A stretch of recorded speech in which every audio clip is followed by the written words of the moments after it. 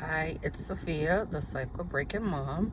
Welcome to my channel where I talk about all things breaking cycles. So today I kind of wanted to piggyback on a previous video that I made about, the title was Your Parenting Can Affect Your Child's Future Relationships.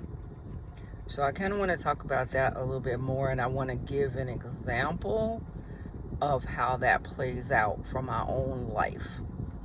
So one of my daughters, I had a difficult time with her and raising her, and she is one of the main reasons why I do the work that I do. I say she is my guru. She basically, I feel like, was one of my greatest teachers. It was basically like, either you work and transform yourself to parent me, or you're gonna have problems. so so that's kind of how I got into what is called conscious parenting. So she would be considered the difficult child, or the rebel child. Excuse me, the rebel child. And so she would, push back. If I asked her to do something, she would say no. She would question everything. And at the time, I thought that she needed to be the one to change, that she was the one that had the problem, and it would make sense based on, old school parenting, where it's like, you're the kid, I'm the adult, do what I say, no questions asked, right?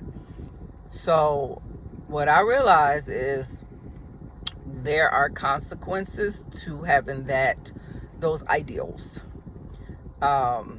So I just want to challenge that, and challenge those ideals, because they really don't work. Yes, you can maybe use those ideals or those principles, and you can get compliant kids, but first of all, you're not going to have a beautiful and loving, healthy relationship with the kid. The kid is not going to be all that they can be. They're not going to thrive. They are going to, because they're going to have to suppress who they are. They're not going to thrive in relationships. Like, there's so many consequences to parenting like that. So with this particular child, I'm just gonna be honest, I loved her, but I didn't like her. Now, most parents aren't going to admit that, but I'm a very introspective person, and I have a lot of self-awareness, and so I did not, right? So that reflected in the way I interacted with her. And then, there's other sisters that I have two other daughters, and just, maybe other ones were easier. So there was, what appeared to be maybe favoritism, because maybe the other ones were compliant, they fit, what every parent would want, is kids that listen and do whatever they're told, right? And so my other kid, she didn't fit that bill, right? So then she became the problem. Now, as I started to do the work and became trauma informed and learn what kids actually need to thrive, I realized that I'm the one that needed to do the work. I'm the one that needed to transform. I'm the one that needed to learn to emotionally regulate myself, and role model and be a healthy leader, and that she then could follow suit from a healthy leader. Okay, not a person that's dictating and saying, you do this because I said so. Okay, so anyway, as I started to do the work and I started to transform, I became more safer for her. And so I remember she came to me, and she told me she was not doing well mentally, and she wasn't doing well socially. She did not feel likable. She at the time didn't have many relationships. She had issues with people, and she just wasn't doing well. And she came and talked to me about that, and she told me, I feel like you don't like me, and I feel like I'm not likable, and I feel like you like my sisters better.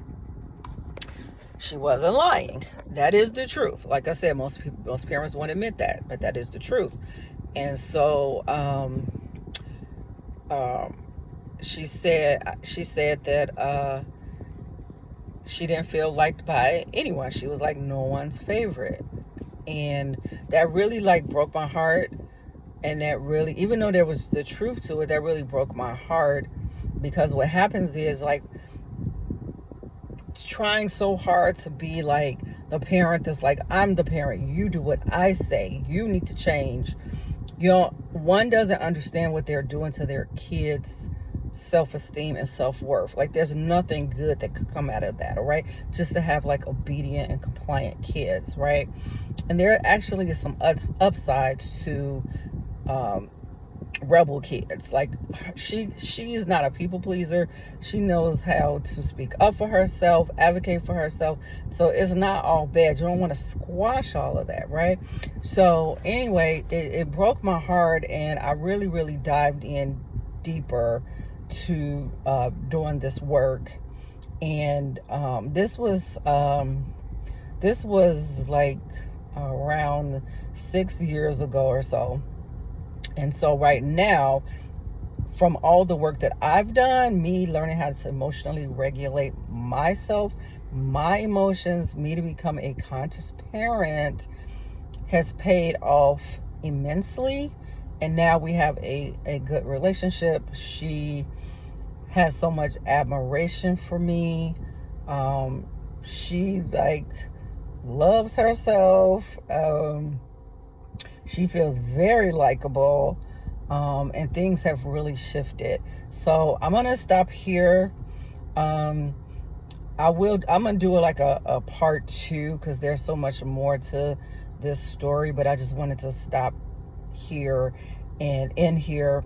But I just wanted to share that our parenting really, really has a big, huge impact on future relationships for our kids, because we are setting the tone for like their self-worth, their emotional regulation, all of those things. So it's important that we go first. And so I'm just gonna leave you with that for now, and I will do a part 2 and tell more of our story. All right, thanks for watching, and don't forget to like and subscribe. Bye for now.